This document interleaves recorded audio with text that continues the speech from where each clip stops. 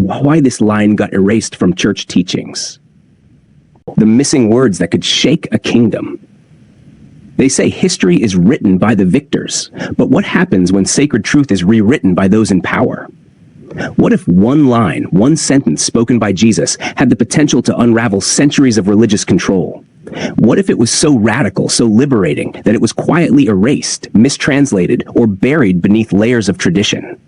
In this journey, we're not chasing conspiracy, we're chasing forgotten context. We're not here to deconstruct faith, but to re-examine what may have been lost, hidden, or deliberately silenced.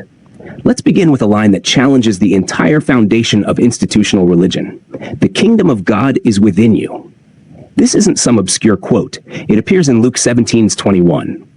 Yet for centuries, it was overshadowed by doctrines that placed the kingdom somewhere far away, behind golden gates, after death, accessible only through sacraments, rituals, or approval. But Jesus, in this one sentence, flips the narrative. He doesn't say the kingdom will come. He doesn't say it belongs to priests. He says it's already inside you. A statement like that? It's spiritual dynamite. Because if the divine is already within you, then no one can sell it to you. No one can control access to it. And no one can claim to be the only gatekeeper of salvation. That's not just inconvenient. That's revolutionary. And that's exactly why, over the centuries, this line was buried in translation, glossed over in sermons, and stripped of its radical meaning. But it wasn't the only one. There were others, equally powerful, equally threatening, and equally erased.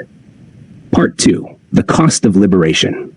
To understand why some of Jesus' most empowering words were suppressed, we need to understand the world he lived in, and the world his teachings threatened to transform. Jesus wasn't born into a vacuum. He was born into an occupied territory under Roman rule, into a religious system entangled with political power. Every word he spoke in public was a risk. Every challenge he made to authority, religious or imperial, was a step closer to the cross.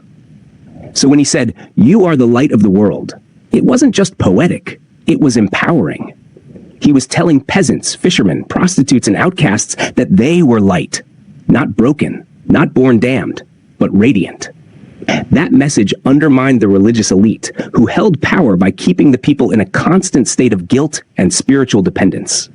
Another powerful quote that rarely gets mentioned, "You will do even greater things than I have." John 14:12. Let that sink in.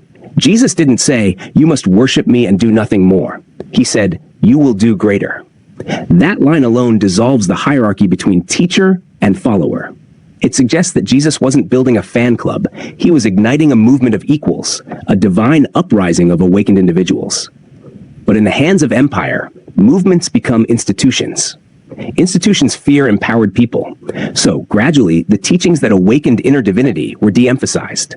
External rituals replaced internal transformation. Fear replaced faith. Obedience replaced curiosity.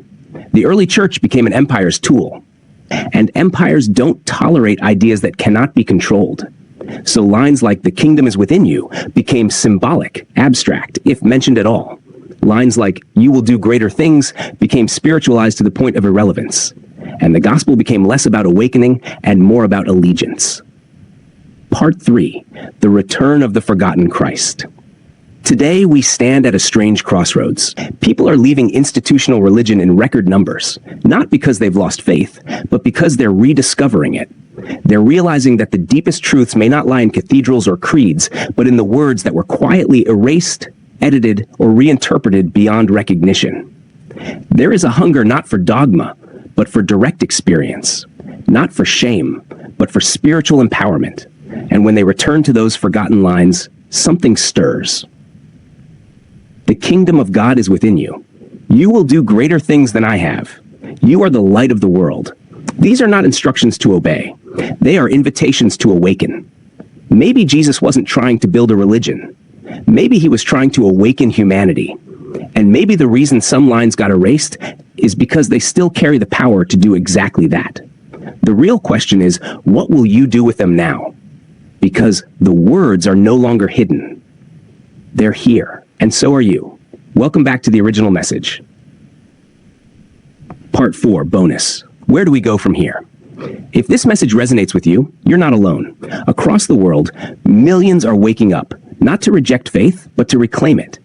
They're seeking Jesus, not as a distant deity, but as a mirror of human potential, not as a gatekeeper of heaven, but as a guide to inner transformation. Start with silence. Revisit those lost gospels. Question the systems, but keep your heart open. Because the moment you ask, what did Jesus really say? You begin to remember. And remembering is the first step to awakening.